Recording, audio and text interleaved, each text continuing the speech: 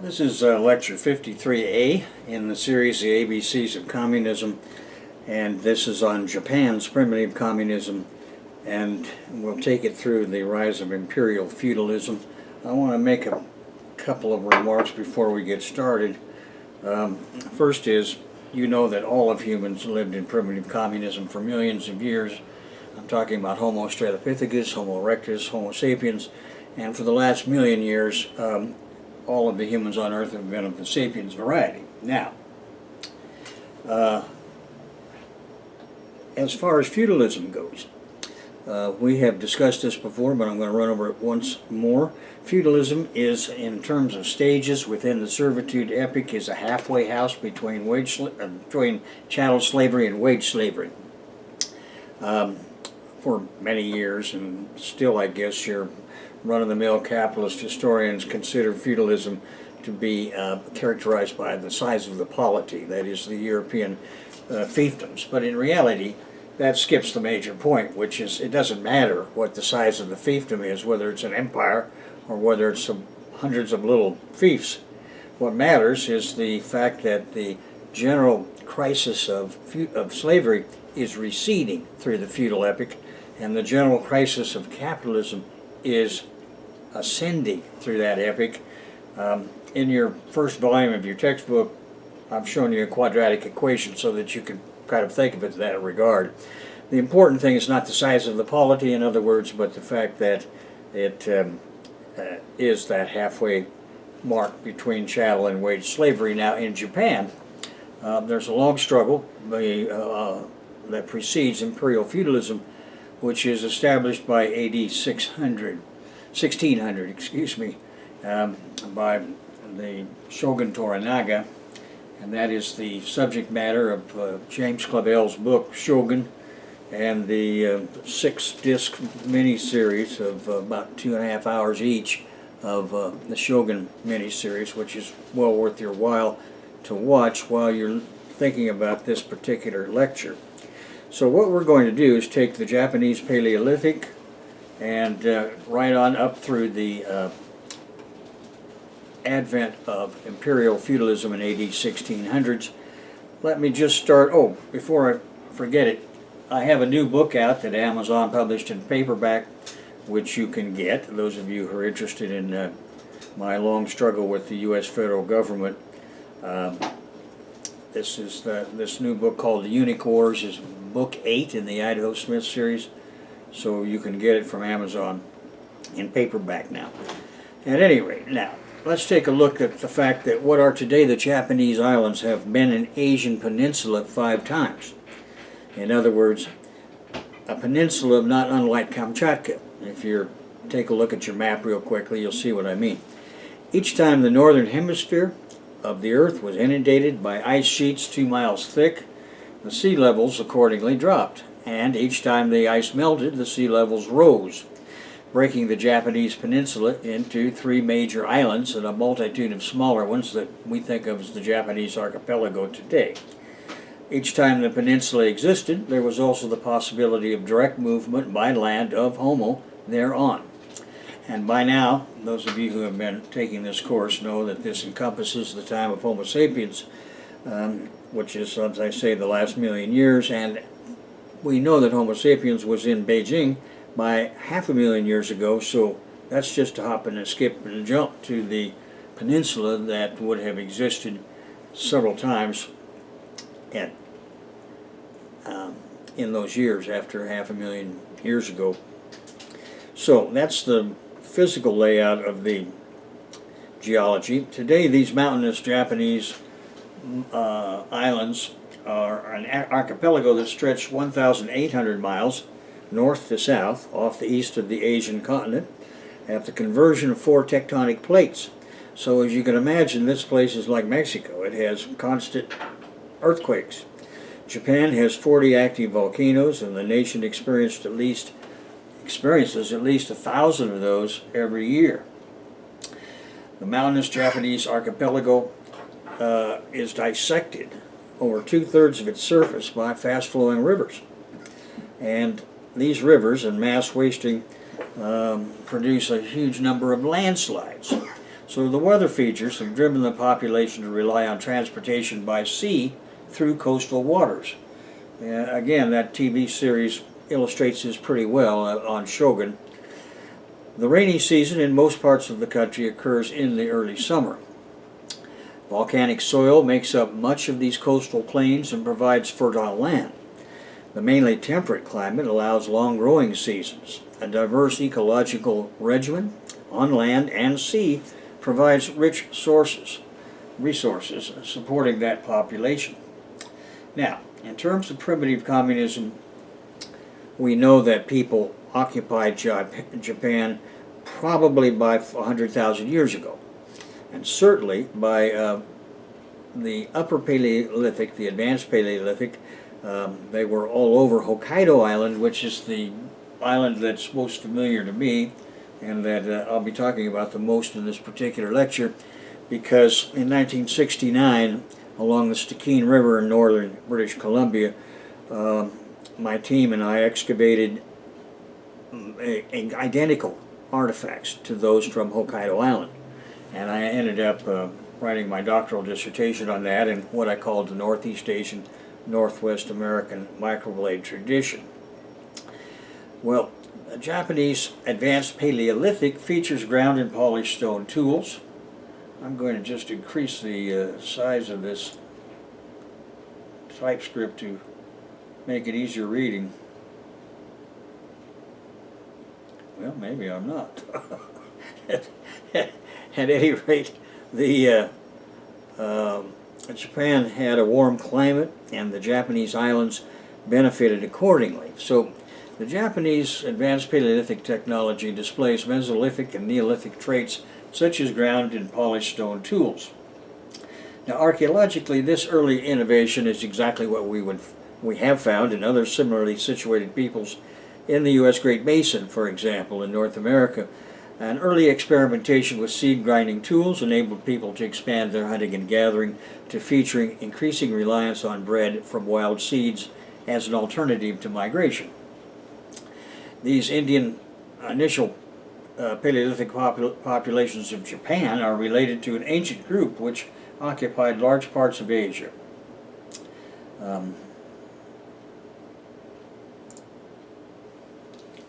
The earliest Paleolithic human bones occur at Hamamatsu, Shizuoka, and radiocarbon dating has shown these particular fossils to run between 18,000 and 14,000 years ago.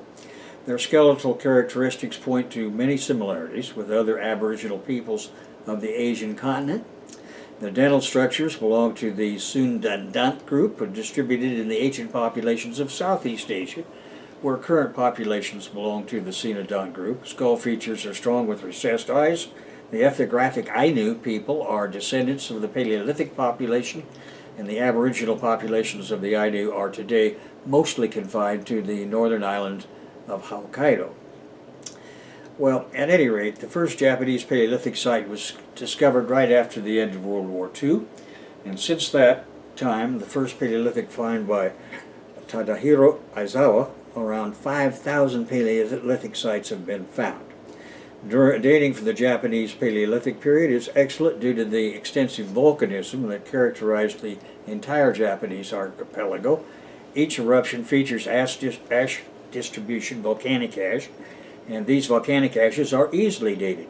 One very important ash layer is the AT pumice, which covered all Japan around 21,000 to 22,000 years ago. Now, as for the belief system of these people, we know that all of hunting and gathering cultures are animistic and animatistic in terms of their structure, and it's not until we have the emergence of the servitude epoch, or actually of the transitional period of advanced theocratic chiefdoms that preceded, that we're going to have the transformation of animism and animatism into what we would think of as formal religions. So, in the Hokkaido's Advanced Paleolithic, the Japanese archaeologist Tatsuo Kobayashi discovered microblade and microblade stone core tool industries in the Japanese archipelago after World War II, and his work was subsequently widely noted in archaeological circles, and I give some references. When I went into far northern subarctic British Columbia in 1969, my team uncovered the same archaeological microblade and microblade core stone tool industry at one site. That team was me, my wife Rachel Smith, Michael Tullius, who's now an attorney in Oklahoma City, and a young man who became an engineer named James I. Harvey III from Los Angeles.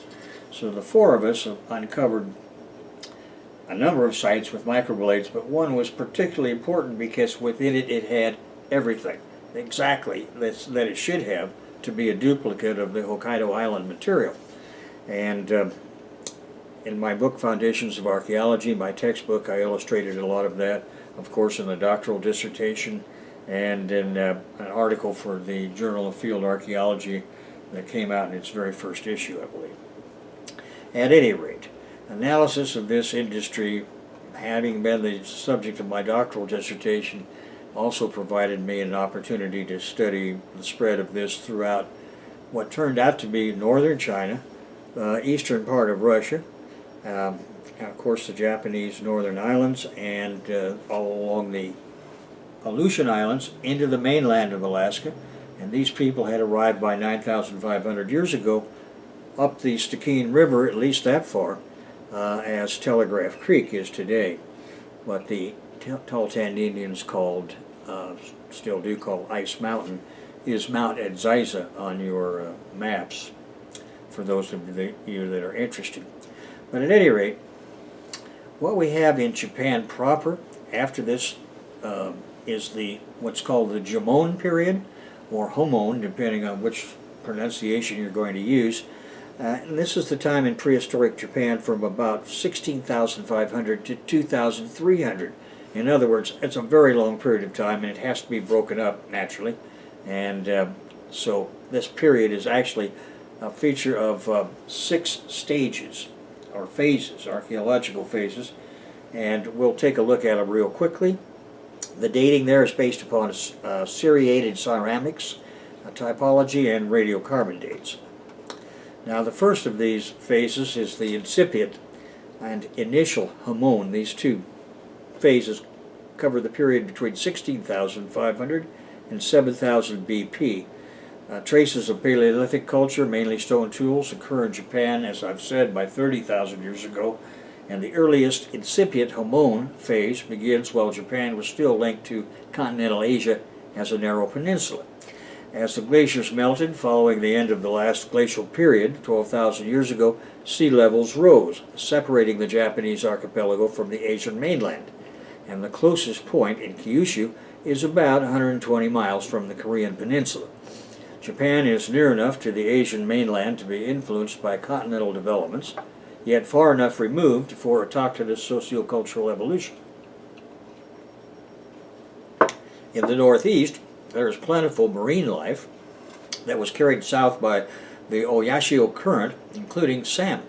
And there was an additional major source of food for them, as it was also for the Tahltan Indians at the time that I was talking about a moment ago, on the Stikine River. Settlements along both the Sea of Japan and the Pacific Ocean subsisted on immense amounts of shellfish, leaving distinctive middens, that is, mounds of discarded shells and other refuse, that are now important sources of information for archaeologists. Other sources of food meriting special mention include deer, wild boar, yam-like tubers, and other wild plants and freshwater fish. Supported by the highly productive deciduous forests and an abundance of seafood, the population was concentrated in central and northern Honshu, but Hamon sites range from Hokkaido to the Ryukyu Islands.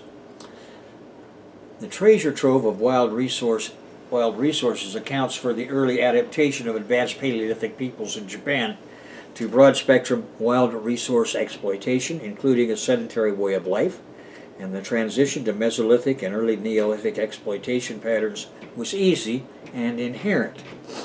In terms of population, there was an explosion by the end of the incipient Hamon phase around 10,000 BP, that is before present, or 10,000 years ago. Mesolithic broad-spectrum wild resource exploitation produced a semi-sedentary lifestyle and an increase in population density. Then in the initial Hamon phase that follows the incipient Hamon phase, Japan exhibits an even higher population density. This accounts for the spread of the Northeast Asian, Northwest American microblade tradition. In other words, these people kept moving because they had the ability to live off of this land, and hunters and gatherers don't engage in warfare unless it's absolutely necessary, because the groups are too small. So they have really no choice but to keep moving.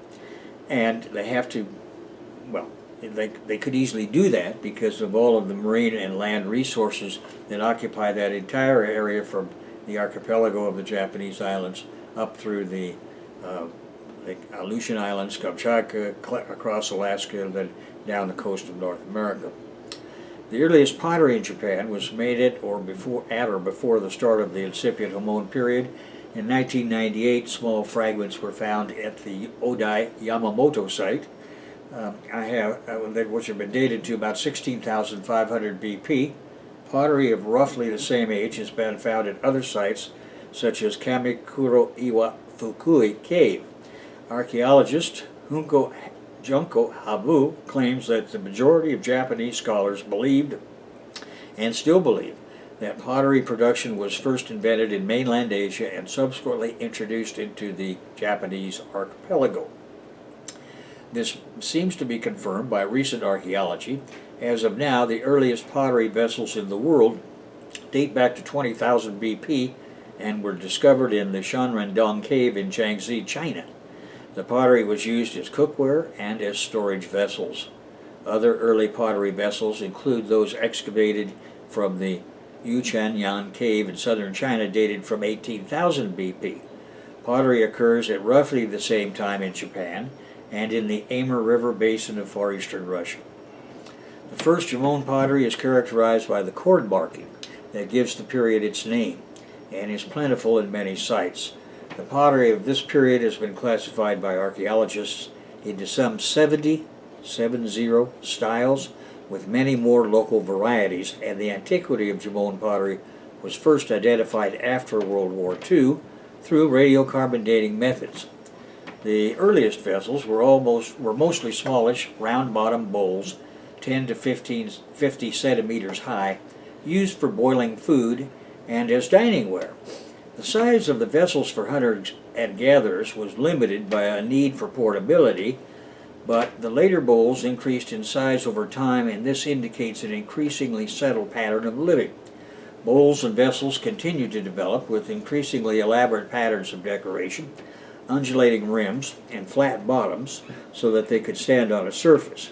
The manufacture of pottery typically implies some form of sedentary life because pottery is heavy, bulky, and fragile, and thus generally unusable for hunters and gatherers. However, this does not seem to have been the case with the first Jomon people, who perhaps numbered 20,000 over the entire archipelago. Now, of course, these people were largely, for hunters and gatherers, they were relatively sedentary. That's not an unusual development. We've seen it in Europe and Africa quite commonly in the last 100,000 years. Actually, in the last 500,000 years. There's even one relatively sedentary campsite in Nice, France, that's 400,000 years old. Because people that have this advanced kind of technology in terms of exploiting a broad spectrum of wild land and sea resources don't have to move that much. It seems that food sources were so abundant in the natural environment of the Japanese islands that it could support large semi-sedentary populations, and the Jomon people used chipstone tools, groundstone tools, traps, and bows, and were evidently skillful coastal and deep-water fishermen. Now, the stage of tribal agriculture is to the degree to which horticulture or small-scale agriculture was practiced by Jomon people. That's a debate. There is evidence to suggest that arboriculture was practiced in the form of tending groves of nuts and lacquer-producing trees. However, one thing is for sure, and that's early agricultural techniques were clearly used, and there were a wide variety of crops from many sites, including Toriyama, Sanai Moriyama, and Milwaukee, of the early Hamon and Middle Jomon period. Scientists have studied pollen and many seeds and grains under their powerful scanning electron microscopes and identified many of these. We know now that the Hamon people cultivated these plants, the Bochemaria nettle, hemp, agoma, and shiso mint, perilla, bottle gourd, langinaria, buckwheat, fagopirum, barley, Hordeum vulgare, barnyard millet, which is Echinocloa, beans of the Legumicaceae family, green gram, the Vigna radiata, soybean, burdock. So you can see that these guys had a whole lot of stuff. I'm not even going to go over it. The yamaimo, or mountain potato, and the taro potato were also likely cultivated root plants. So, an apparently domesticated variety of peach appeared very early at the Jamon site, somewhere around 6,700 BP. This was already similar to modern cultivated forms, and this domesticated type of peach was apparently brought to Japan from China. Nevertheless, in China itself, this variety is currently attested only at a later date, 5,300 to 4,300 BP. So, it's possible that it moved the other way around. At any rate, the ceramic typology I go over next, I'm not going to even mention it to you because I don't think it would mean anything to you. So that from 14,000 years ago to 4,000 years ago, we have a whole series of ceramically dated layers in Japan. Now, the early Jamon period is that between 6,000 and 4,500 BP, and it saw an explosion in the population as indicated by the number of settlements from this period. These two periods occurred during the Holocene, that is, the climactic optimum between 4,000 BC and 2,000 BC, with a rise in humidity. Sometimes I switch to BC because we're about to get into that, where all of the historical data is in AD, BC terms. The stage of simple chiefdoms comes about with the beginning of the Middle Hamon period, 5,500 to 3,500 BP, highly ornate pottery, dugu figurines and vessels, such as the so-called flame-style vessels, and lacquered wood objects remain from that time. The ornamentation of pottery increased over time, but the ceramic fabric remained coarse and continues to be coarse. This period saw a rise in complexity in the design of pit houses, with some having stone-paved floors. Those of you familiar with the U.S. Southwest will see some similarities here. I mean, not that there's any direct connection at all, but there's a similarity in terms of the way pit houses evolved into above-ground structures. This form of dwelling continues through the Satsumon culture phase of the AD 600s, and it is a period of the incipient professional specialization and household farming level by contributions to the chief's central village storehouse, and that's what makes it a simple chiefdom. Now, the late and final Hamon, the 1,700 to 11,000 BP, 11,000 to 500, 11,000 to and 500 BP, both those are distinct dates from the beginning at 1,700 BP. After 1,500 BC, the climate cooled. Populations in large villages contracted dramatically. However, this is not a climate, that is, externally causal triggered event. The reason is undoubtedly the same as everywhere else where simple chiefdoms failed to maintain cohesion due to the lack of a unifying religion, and of course there's no state apparatus, there's no cops, in other words. Such religions always predate class and state society. Comparatively few archaeological sites can be found after 1500 BC in Japan, and this is precisely because internal contradictions between the haves and the have-nots led many farming families to move beyond the influence of village leaders. In other words, if the simple chiefdom gets to a point at which some of the families feel they're not being fairly treated, there's nothing that'll keep them from moving away. And they do. So the size of population centers decreases fairly rapidly once that happens. During the final Jamon period in western Japan, there have occurred increasing contact with the Korean peninsula, and that begins around 900 BC. This brought new unifying religious influences that eventually led to the establishment of Korean-type settlements in western Kyushu. The settlers brought with them new techniques, such as wet rice farming and bronze and iron metallurgy, as well as new pottery styles similar to those of the Mumun culture. The settlements of these new arrivals coexisted with those of Jomon and Yayoi for around 1,000 years. Now this is the normal amount of time that the religion of an advanced theocratic chiefdom survived as a socio-cultural stage in other parts of the world. In Japan, the new farming culture is called Yayoi, after the type archaeological site near Tokyo. Accordingly, the final Jomon is succeeded by the Yayoi period, which is 300 BC to about AD 300, everywhere except on Hokkaido. Within Hokkaido, the Jomon is succeeded by the Zoku Jomon, or that is post-Jomon or epi-Jomon period, and the Zoku Jomon culture is in turn succeeded by that Satsumon culture around the AD 600s.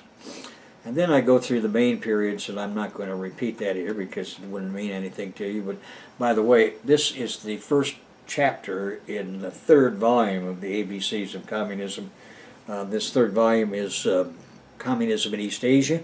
I'll go through each of those countries from Japan, Russia, China, and of course the eastern part of Russia, China, Korea, Indonesia, Southeast Asia, in that volume, which will be available next year in the 2018 edition of this book. So then we're going to have 3 volumes, not just 2. At any rate, when you get that, this will be chapter 54, the one on Japan, in volume 3. Chapter 54 of the entire series, of course, and the first chapter of volume 3.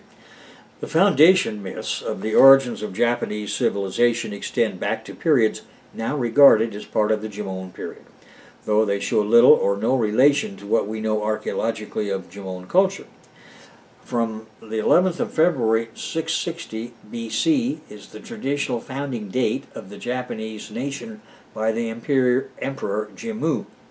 This version of Japanese history, however, comes from the country's first written records, which are called the Kojiki and the Nihongi or Nihon Shoki, dating from the 6th to 8th centuries AD. This is, of course, mythological, after Japan had adopted the Chinese writing system of Goan Kanon. Some elements of modern Japanese culture may date from this period and reflect the influences of a mingled migration from the northern Asian continent and the southern Pacific areas of the Jomon peoples. From the northeast, among these elements are the precursors to Shinto religion, some marriage customs, architectural styles, and technological developments such as lacquerware, laminated bows, metalworking, and glassmaking.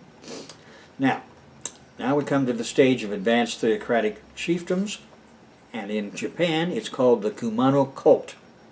You'll recall this is, in other words, the equivalent of the Olmec cult in Mexico, and the Chavin Maracas cult in Peru, the Sun cult in Egypt, the Mesopotamian equivalent of that escapes my memory at the moment. At any rate, the autochthonous unifying religion of the chiefdoms in Japan is called the Kumano cult, and its earliest yet known shrine is the Kumano Sanzan Shrine Complex in Wakayama Prefecture at Kumano. The complex includes Kumano Hayatama Taisha, Shingu Wakayama, Kumano, and so on. Actually, these names won't mean that much to you, but they are Shinto shrines, and they evolved, as the name indicates, from the earlier animistic form of Shintoism. The ideology as a formal religion features the 3 Kumano mountains of Hongu, Shingu, and Nachi, and there are more than 3,000 of these unifying religious Kumano shrines currently known in Japan. Each has received its kami from another Kumano shrine through a process of propagation called Bunri, or Kanjo. And actually, this study of this Shinto transition is helpful to us because the Spaniards, the Catholic priests, destroyed all of the books of the early Mexican periods, and so we don't know very much about the details. So by studying this process of advanced theocratic chiefdoms in Japan, we can get some ideas that will be helpful in interpreting the Olmec religion. The Yaoyai ATC followed in the early Jomon period, and its culture flourished in a geographic area from southern Kyushu to northern Honshu. The 3 Kumano Sanzan shrines are the Hansha, that is, head shrines, of all Kumano shrines, and they lie between 10 to 25 miles from each other. The pilgrimage route known as the Kumano-Sankamichi connects them to each other, and therefore the religious significance of the Kumano region goes back to prehistoric times and therefore predates all modern religions in Japan. Now, as an example of ways in which this might be helpful in interpreting Olmec supernatural objects, we take a closer look at the kami, which originally meant any supernatural force or object in the animistic pantheon. Now, as Shintoism transformed into a formal religion with the emergence of social ranks in the advanced theocratic chiefdoms, kami came to mean a god or formal holy ghost. The transformation into ideology of the slave stage in this area was and still is considered a place of physical healing, and each shrine initially had its own separate form of nature worship. In the AD 900s, with the invasion of Buddhism, the three came to be worshipped, incorporating the three deities of Kumano. The Great Kumano Sanzan complex includes, therefore, 2 Buddhist temples. Buddhism was the ideology of slaveholders, teaching subservience and acceptance of master class rule over the masses. In other words, the adaptation of Shintoism to Buddhism featured the Japanese kami as emanations of Buddhahood to Honji Suijaku theory. The 3 mountain features of Shintoism came to be associated with the Buddhas. For example, well, anyway, these names won't mean that much to you, but they're in your book when you get it. The stage of slavery, the Middle and Late Yayoi period, includes an Iron Age era in the history of Japan, dated from 300 BC to AD 300. It is named after the neighborhood of Tokyo, where archaeologists first uncovered artifacts and features from that area. Distinguishing characteristics of the Yayoi period include the appearance of new Yayoi pottery styles and the start of intensive rice agriculture in paddy fields. A hierarchical social class structure dates from this period. Techniques in metallurgy based on the use of bronze and iron were also introduced to Japan in this period, and archaeological evidence proves an influx of slaveholding lords and enslaved farmers from the Asian continent to Japan. This invasion overwhelmed the native population, and you can think of it as an event similar to the Norman conquest of Britain. The advanced theocratic chiefdoms evolved into slave kingdoms. Beginning with the Yayoi period, new technologies and modes of living spread from the northern Kyushu between 1000 and 800 BC. Hunting and gathering was replaced by reliance on agriculture. The period is named for this Tokyo district where mass-produced utilitarian pottery ware was discovered in 1884. Now, this kind of utilitarian ceramic ware reflects the existence of professionally specialized craftsmen in the beginning of true social ranking. Some persons were working full-time in the fields, doing a variety of ranked tasks associated with irrigation agriculture, and they needed ceramic ware for household living, but no longer could they rely upon such wares being produced in the household because there wasn't anybody there to do it or didn't have the time to do it. Whomever, in the households I'm talking about, whomever had been making ceramic bowls and vessels in the stage of tribal agriculture were now working in the fields or somewhere in the increasingly specialized guilds. Bronze and iron weaponry and tools were imported from China and Korea, and soon such tools were produced in Japan.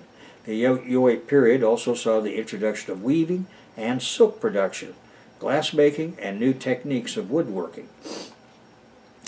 Some Yayoi technologies originated on the Asian mainland, and by means of migration or simply a diffusion of ideas or some combination with independent invention, they appear in Japan. Hanehara Kazuro calculates that the annual immigrant influx from the continent ranged from 350 to 3,000. Yet we know that whatever technical knowledge immigrants brought with them, it would have been adopted only if the same techno-trend was already in process in their adopted land. It took time for the Yayoi ATC culture to fully displace the Jabon tribal agriculture that continued in northern Honshu until the AD 700s. Thereafter, the population of Japan began to increase rapidly perhaps with a tenfold rise over the Jimon tribal agricultural stage. Calculations of the population size have varied from 1.5 to 4.5 million by the end of the Yayoi. Skeletal remains reveal deterioration in the already poor standards of health and nutrition of common farming households. This reflects the emergence of slavery and distinct class differences in access to articles of food production and in conditions of labor day to day. Yayoi archaeological sites exhibit large grain storehouses. This change accompanied an increase in the stratification of society. Segregated grave sites and military fortifications occur in the ATCs spread in conflict with less developed villagers, indicating warfare. An example of ATC regional superiority over such villages is seen at the Yoshinogari site with its large moat. Archaeologists began excavating that around 1988. Now, class-divided state-organized kingdoms emerged during the late Yayoi period. The ATCs, in other words, coalesced into a number of kingdoms. The earliest written work of history to mention Japan is the Chinese Book of Han, H-A-N. It is dated to A.D. 111 and says that Japan was called Wa, W-A, and was divided into 100 kingdoms. A later Chinese work of history, the Weizi, states that by A.D. 240, one powerful kingdom, the Yamatai, had gained ascendancy over all of the others. Yamatai was ruled by the female monarch Himiku. Now, next we come to and within this period of class and state organized society, the Kofun period from about 250 to AD 538. 250 BC to AD 538. Now, during the Kofun period, Japan unified under a military dictatorship. Japan's new leaders built massive burial mounds from AD 250 onwards. An example is the Daisen-ryo Kofun, a 1,600-foot-long keyhole-shaped burial mound that took huge teams of laborers 15 years to complete. Kofun were surrounded by and filled with numerous haniwa, clay sculptures, often in the shape of warriors and horses. Now, the center of the kingdom was Yamato in the Kinai region of central Japan. The rulers of the Yamato kingdom were a hereditary line of emperors who still reign as the world's longest dynasty. The rulers of Yamato extended their power across Japan through military conquest. And simultaneously, their preferred method of expansion was co-opting local leaders into accepting their authority in exchange for positions of influence in their government. Now, many of the powerful local clans joined the Yamato regime and were titled as daimyos, D-A-I-M-Y-O-S. Daimyos. The hierarchy of bosses was a constant existential threat to the military dictator number one, the emperor. Accordingly, the daimyo bosses had to be deprived of enough enslaved labor to prevent their otherwise inevitable conspiracies against the center. High living, keeping daimyos in debt, was encouraged in a variety of ways, as were labor drafts for massive construction projects, depriving these bosses of the labor they would need to accumulate private treasure. These emperors sought and received formal diplomatic recognition from their counterparts in China. Chinese accounts record 5 successive such leaders as the 5 kings of Wa. Craftsmen and scholars from China and the 3 kingdoms of Korea were carefully imported to transmit continental technology and administrative skills to Japan.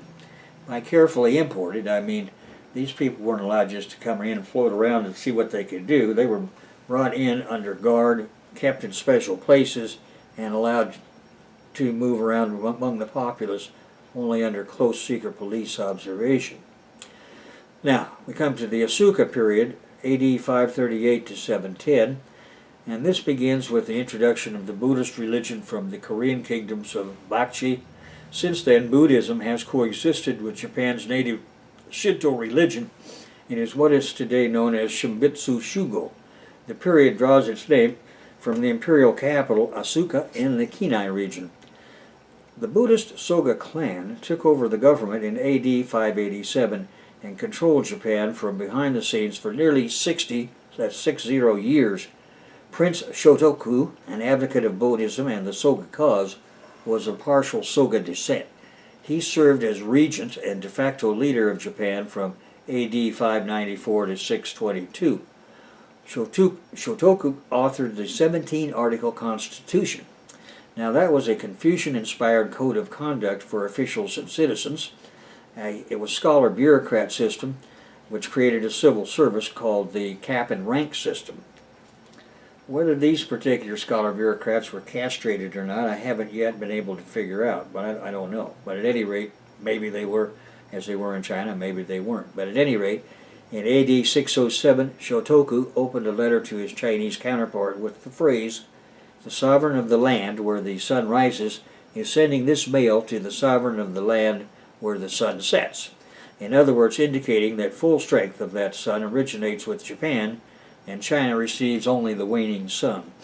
That was a kind of an insulting way to do it, and so that would give you the impression that this particular guy, Shotoku, in Japan, felt like he was in a relatively secure position.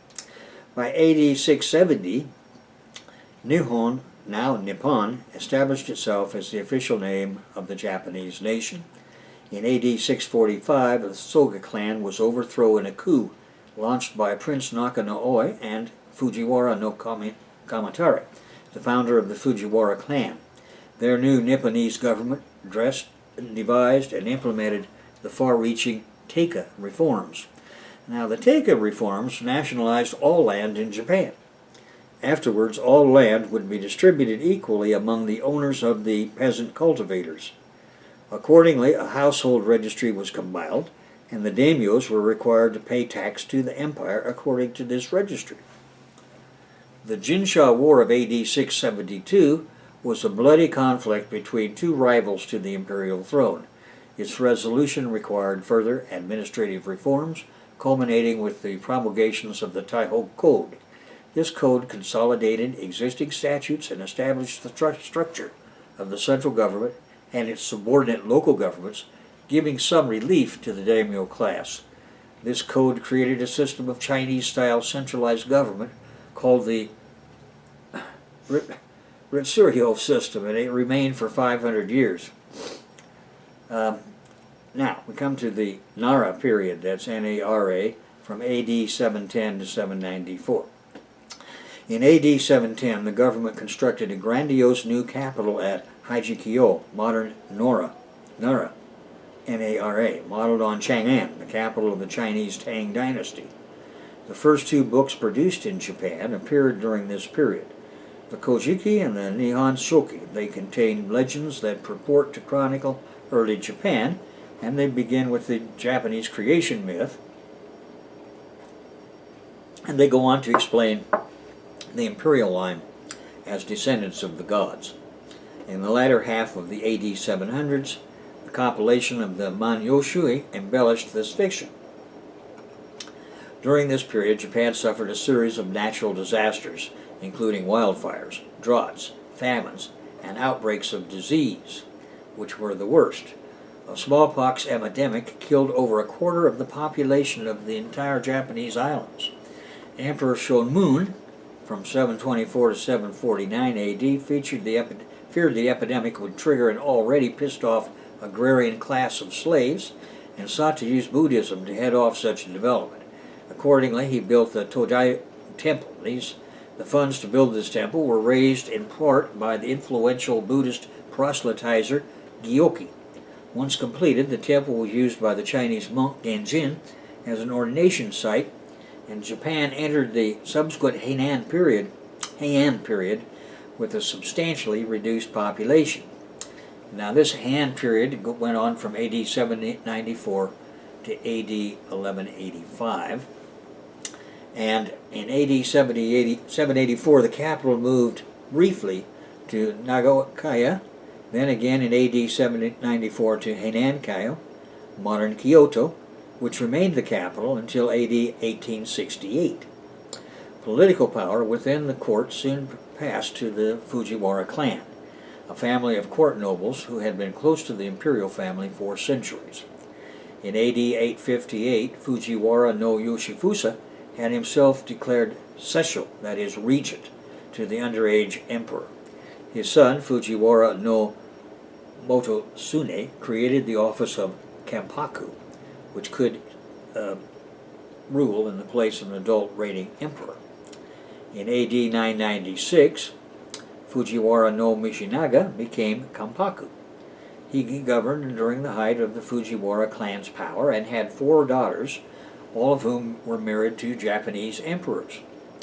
In AD 1086, Emperor Shirakawa ceded the throne to his son, Emperor Horikawa, and this was merely for show, and Shirakawa continued as the real boss. This system, where the reigning emperor functioned as a figurehead with real power held behind the scenes, is after this a familiar recurring pattern in Japanese history.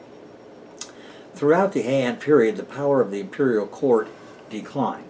The court became absorbed with internecine power struggles, neglecting the administration of government outside the capital. The nationalization of land, undertaken as part of the Ritsuryo state, transformed as noble families and religious orders secured tax-exempt status for their private fiefs, or shoen matters. S-H-O-E-N is what in Japanese they would call a fief in Europe. By the AD 1000s, most of the land and its enslaved cultivators were controlled by shoen fiefdom lords. The imperial court was thus deprived of the tax revenue to pay for its national army, and lords of these shoen fiefs used their newly acquired labor ownership to finance their own armies of samurai warriors. 2 powerful noble families claiming descent from branches of the imperial family were the Taira, T-A-I-R-A, and the Minamoto clans. They built large armies and took over the shoen fiefdoms outside the capital. As the lesser lords were killed or bought out, their knights or samurai were often unemployed and resorted to piracy on the seas or highway robbery on the land. They were called ronin. The central government had to employ these 2 warrior clans to help suppress slave rebellions and ronin theft and piracy. So Japan's population stabilized during the late Heian period. This after hundreds of years of decline, and Japan witnessed the growth of a new class of slaves composed of poor farmers, debtors, and criminals sold into bondage. Now we come to the first shogun. During the early Heian period, the imperial court successfully consolidated its control over the Emishi people, as E-M-I-S-H-I, the Emishi people of northern Honshu, under General Otomo no Otomaru. He was the first man the court granted the title of Seitai Shogun, or Great Barbarian Subduing General. In time, the office was simply called Shogun. In AD 802, Shogun Sakanoi no Tamamoro subjugated the Emishi people, who were led by General Ateru. By AD 1051, members of the Abe clan, who occupied, there's one of them as president of Japan today, who occupied essential posts in the regional government, were openly defying the central authority. The court hired the Minamoto clan to fight the Abe clan. The Minamoto won in what is now called the former 9 Years' War, and the imperial court temporarily reasserted its authority in northern Japan. Following the next civil war, called the later 3 Years' War, Fujiwara no Kiyohira took full power. His family of the northern Fujiwara ruled northern Honshu for the next century from their capital Hiraizumi. 2 rival claimants, Go Shirakawa and Sutoku, hired the Taira and Minamoto clans to seize the throne by military force, and during this war, the Taira clan, led by Taira no Kiyomori, defeated the Minamoto clan. At any rate, Kiyomori used his victory to accumulate power for himself in Kyoto, and he installed his grandson, Antoku, as emperor. The outcome of this war led to the rivalry between the Minamoto and Taira clans, The dispute and power struggle between both clans led to the Heiji Rebellion in AD 1160. More importantly, the lords now realized something new, that there was nothing keeping a general or an admiral from replacing his employer. In AD 1180, Taira no Kiyomori was challenged by an uprising led by Minamoto no Yoritomo, a member of the Minamoto clan, whom Kiyomori had exiled to Kamakura. Though Taira Kiyomori died in AD 1181, the ensuing Genpei War between the Taira and Minamoto families continued for another 4 years. In AD 1185, the victory of the Minamoto clan was sealed when the force commanded by Yoritomo's younger brother, Minamoto no Yoshitsune, scored a decisive victory at the naval battle of Dan no Ura. Yoritomo and his retainers became the rulers of Japan, and the proof was clear. Admirals as well as generals will fight for someone, but when they win, they become entrepreneurial. During the Heian period, the Imperial Court oversaw many literary accomplishments, and I go through that. In AD 630, the Japanese missions to China's Tang Dynasty began, and they did not end until the AD 800s. So this shift in cultural emphasis included thereafter the kana-written syllabaries, and more typically the Japanese form of art and poetry. A major architectural achievement apart from the Heian Kaio itself was the Temple of Byodo, which was built in 1053 in Uji. Then we come to the new shoguns of the Kamakura period, 1185 to 1333, and their shogunate. Upon the consolidation of power, Admiral Minamoto chose to formally rule as a representative of the imperial court in Kyoto. However, the admiral set up his own government in Kamakura, in the Kanto region located east of Japan. As usual, his power was legally authorized by the imperial court in Kyoto. But this is just a formality. In AD 1192, the emperor acquiesced and declared Yoritomo shogun, or Eastern Barbarian Subduing Great General. Later in the Edo period, the word bakufu, generally meaning a general's house or office, literally a tent office, was used to mean the government headed by a shogun. The English term shogunate refers to the bakufu. Japan remained under military dictatorship until 1868. Again, legitimacy was conferred on the shogunate by the imperial court. However, this was merely formality, and the shoguns were always the real rulers of the country. The imperial court maintained bureaucratic and religious functions, and the shogunate welcomed participation by members of the aristocratic class. Why? Because the aristocrats were an essential component of the feudal boss hierarchy. The older institutions remained intact in a weakened form, and Kyoto remained the official capital. Now, this system was replaced eventually by simple warrior rule in the later Muromachi period, where the boss hierarchy was always composed of military officers. But at this time, in this initial phase, it was they brought the existing aristocracy in. The Issei branch of the Taira, which had fought against Yoritomo, was killed en masse. Loyal families claiming descent from the Taira attained high position in the Kamakura shogunate. Yoshitsune was initially harbored by Fujiwara, the grandson of Kiyohira and the de facto ruler of northern Honshu. In 1189, after Hidehira's death, his successor Yasuhira attempted to curry favor with Yoritomo by attacking Yoshitsune's home. Yoritomo invaded and conquered the northern Fujiwara clan's territories. In AD 1199, 10 years later, after Yoritomo's death, the shogunate weakened. Behind the scenes, Yoritomo's wife, Hojo Masako, became the true power behind the government. In AD 1203, her father, Hojo Tokimasa, was appointed regent to the shogun, Yoritomo's son, Minamoto no Sanetomo. Henceforth, Minamoto shoguns became puppets of the Hojo regents who wielded the actual power. The regime that Yoritomo had established, and which was kept in place by his successors, contracted with the earlier Ritsuryo state. Yoritomo selected the provincial governors known under the titles of shogun or jito from among his trusted officers, the gokenin, However, the Kamakura shogunate was forced to allow the nobility to maintain their own armies. Then the shogunate ceded the administration of law and order to the fiefdoms on their own terms. In AD 1221, the retired Emperor Go-Toba instigated what became known as the Jokyu War. It was a rebellion against the shogunate in a too little, too late struggle to restore political power to the imperial court. Inevitably, this rebellion failed.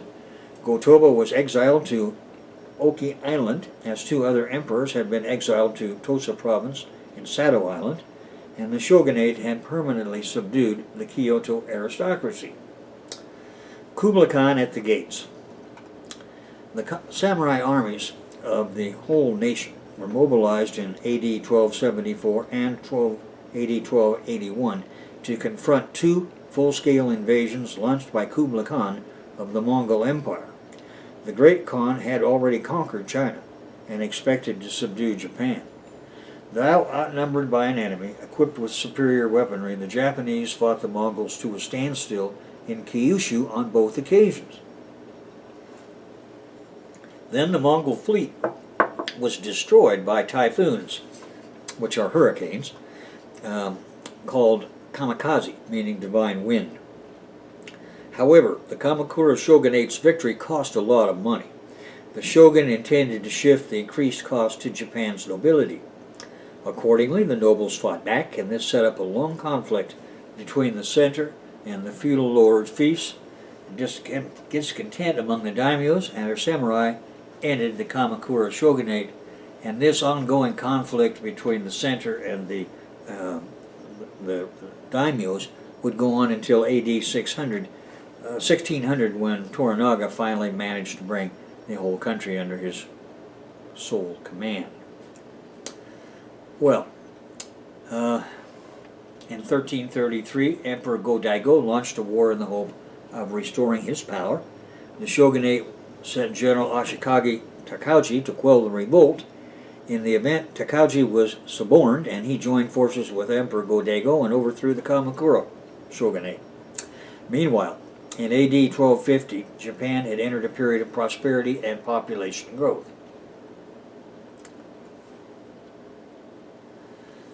The Japanese scholar bureaucrats took charge of agricultural technology. In rural areas, they introduced reliance on iron tools, fertilizer, and improved irrigation engineering, and double cropping. These technological improvements accompanied a rise in enslaved farmer numbers, and together these factors increased productivity. The agrarian population and the rural villages grew in size and number. Plumbing, hydraulic engineering, and sewers meant that there had been fewer famines and epidemics. Cleanliness and sanitation meant that urbanization became possible, and cities began to appear, and domestic commerce boomed. With Japan more or less permanently secure from Mongol China, international commerce also exploded. Labor obedience was enhanced by the introduction of mass Buddhism by proselytizing priests. One important priest was named Honen, Honen, from 1133 to 1212. He founded Pure Land Buddhism in Japan. Another priest was named Nichiren, and he lived from AD 1222 to AD 82, and he founded what's called Nichiren Buddhism. And Zen Buddhism spread widely among the samurai class. Samurai are the warriors which enforced the law for all of the lords, whether they be the center or the daimyos. Literature in the late Heian, I talk about. I'm not going to go into much in this lecture. It's there if you want to, except to mention, if you want to read about it. One thing I think is important is the genre of war stories appears in the late Heian. In the Kamakura period, this was the advent of the highly popular war story genre. The war story genre, or what's called Gomki Monogatari, includes the early works of these three gentlemen, which I mentioned. They built on the earlier Heian stories such as the Shomataki and the Matsuwaki, which purported to be historical chronicles of battles fought against Taira no Masakado and the earlier 9 Years' War.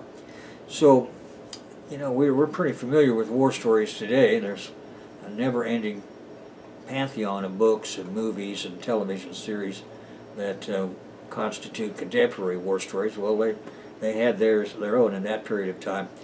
Now, in the Muromachi period from 1333 to 1568 A.D., we have nobles and their samurai unhappy with Emperor Go-Daigo's Kenmu restoration, and they launched an ambitious attempt to monopolize power in the imperial court.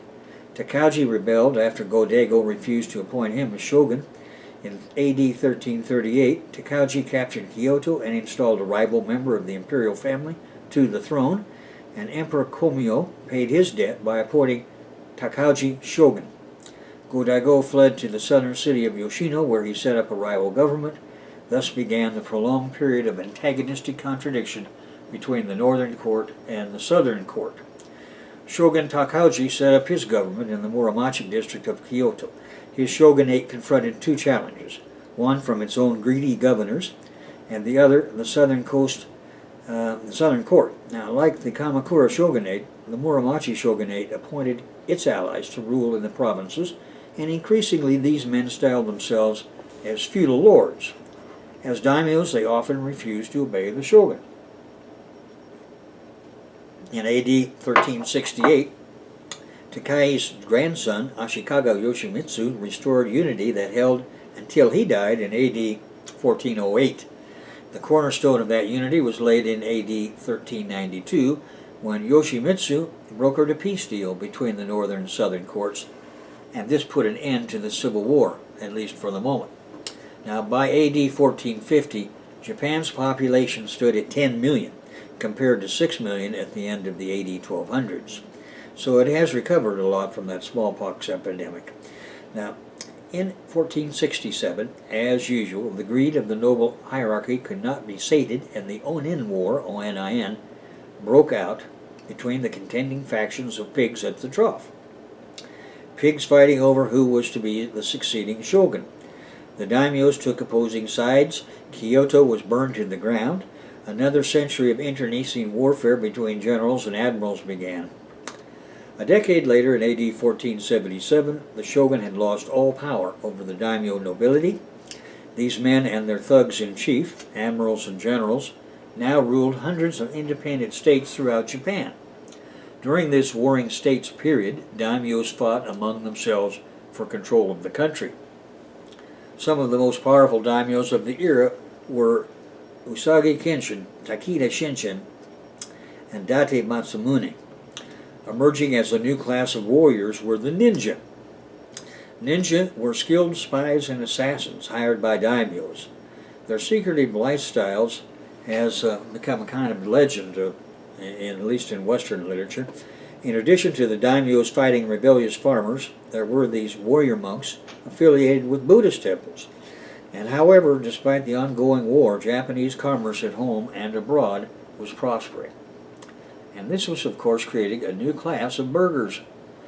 In AD 1543, amid this ongoing fight, a Chinese ship was blown off course. There were 3 Portuguese traders on board when it crash-landed on the Japanese island of Tanegashima, just south of Kyushu. The 3 Portuguese sailors on board were the first Europeans to set foot in Japan. This is one of the factors that led to James Clavell's fictionized interpretation of the European accidental discovery of the Japans in his novel Shogun. Soon, European traders would introduce many new items to Japan, most importantly the musket. Europeans also brought Christianity. For Spain and Portugal, the papist powers headed the Old World by the Borgia Pope. Catholicism was a propaganda wedge into the extant ruling class system they wished to go up. In AD 1549, the Jesuit missionary Francis Xavier disembarked in Kyushu. In 1556, the daimyo armies had 300,000 muskets. By AD 1600, the papists were closely allied with the shogunate. Simultaneously, British and Dutch privateers wanted to break into the Vatican shogunate private monopoly and trade with China. These Protestant Europeans were at war with the Catholic Church and wanted their version of Christianity in Japan. For them, Protestantism was a wedge for breaking into the China trade. Soon, both versions had a substantial following in Japan. Japan's relative economic prosperity, which had begun in the Kamakura period, continued well into the Muromachi period, and alongside domestic commerce, international commerce flourished. In the latter regard, there was considerable trade with both China and Korea. International commerce now required Japan to transition from a barter-based to a currency-based economy. The daimyos, ronin, and incipient bourgeois groups within Japan started minting their own coins. During the period, some of Japan's most representative art forms developed, including ink, wash painting, ikebana flower arrangement, the tea ceremony, Japanese gardening, bonsai, and NOH theater. Now we come to the last of the pre-1600 periods. That's the Azuchi Momoyama period of 1568 to 1600. From AD 1568 to AD 1600, Japan was reunified under two powerful warlords, Oda Nobunaga and Toyotomi Hideyoshi. The period takes its name from Nobunaga's headquarters at Azuchi Castle and Hideyoshi's headquarters at Momoyama Castle. A Japanese Cromwell arose in AD 1560 when Nobunaga was the daimyo of the small fiction of Owari. His army defeated a much larger force during the Battle of Okehazama. His enemy had been powerful daimyo Imagawa Yoshimoto. Thereafter, Nobunaga was renowned for his strategy and tactical leadership, and he was smart enough to see the utility of using the Christian missionaries to lie to the ignorant farming masses, encouraging them to fight for him by inciting hatred toward his rich daimyo landlord enemies. The latter were Buddhists, and all Nobunaga had to do was to promise that his realm would convert to Christianity. In reality, he was hedging his bet, since converging to Christianity meant one thing to him, and another to the Portuguese, and still another to the Brits. And Nobunaga was smart enough to lock down a monopoly on war contracting with European arms merchants. He equipped his armies with muskets and trained them in appropriate tactics. His officer and NCO corps was merit-based, with talented men promoted regardless of their social status. He was, therefore, a Japanese equivalent of Oliver Cromwell, who was in the exact same time period. His army, the Japanese equivalent of Cromwell's new model army. He promoted his lowly farmer servant Toyotomi Hideyoshi to become his best general. In spite of the war, Japan was economically prosperous. Ruling class prosperity had begun in the Kamakura period, continued into the Muromachi period. In AD 1568, the Azuchi Momoyama period began when Nobunaga seized Kyoto and thus effectively ended the Ashikaga shogunate. By AD 1582, Nobunaga himself was well on his way to reuniting all Japan. But greed got the better of his own officers, and led by Akichi Mitsuhide, they killed him during an abrupt attack on his encampment. Hideyoshi managed Nobunaga by crushing Akichi's uprising. He came out of it as Nobunaga's successor. Hideyoshi then took command of Japan's new model army and completed the reunification. In lightning campaigns, he conquered Shikoku, Kyushu, and the lands of the Hojo family in eastern Japan. And with that, the feudal era replaces slavery. Hideyoshi continued the reform of Japanese society that had begun under his mentor, Nobunaga. Now he confiscated the swords from the lowest farmers, simultaneously introducing complementary restrictions on the daimyo class. He no longer needed the Christian priests of either variety and began their removal from society. An audit and survey of farming lands brought it under his administration. He announced a law forbidding newly landed serf farmers and samurai from changing their social class. Hideyoshi's land survey designated all those who were cultivating the land as being commoners. Commoners were not slaves anymore, and they had some rights. They went from being slaves to serfs, in other words, and in effect the mass of farmers was as free as they'd ever dreamed of becoming. They were quite willing to join Hideyoshi's army and fight for him, because to them they were fighting for their own newly won right to be common farmers. And in addition to the tithe they had to pay to their masters, they were free to enter the newly forming private marketplace with whatever they had left over. As Hideyoshi's power expanded, he plotted the conquest of Korea and China. The Mongols had done it, why not him? Accordingly, he launched 2 massive invasions of Korea starting in AD 1592. They failed. He failed to defeat the Chinese and Korean armies on the Korean peninsula, and the war ended only with his death in 1598. In the hope of founding a new dynasty, Hideyoshi had asked his most trusted subordinates to pledge loyalty to his infant son, Toyotomi Hideyori. Despite this, almost immediately after Hideyoshi's death, war broke out between Hideyori's allies and those loyal to the warlord daimyo Tokugawa Ieyasu, a former ally of Hideyoshi. In AD 1600, Tokugawa, or what we more frequently call Toranaga, won a decisive victory at the Battle of Sekigahara. The new great shogun Tokugawa, or Toranaga, ushered in 268 uninterrupted years of rule by the Tokugawa clan. He is the personage around which James Clavell built his novel Shogun. And with that, I'm going to bring an end to this particular lecture, which is 53A. And we have gone through primitive communism right on up through the establishment of imperial feudalism. Imperial because now you have one empire of a feudal nature. That is, with the massive peasants are now not slaves anymore, but they're feudal serfs. Not that there's a great deal of difference, one might think today, for looking back on it, but to them there was a lot of difference.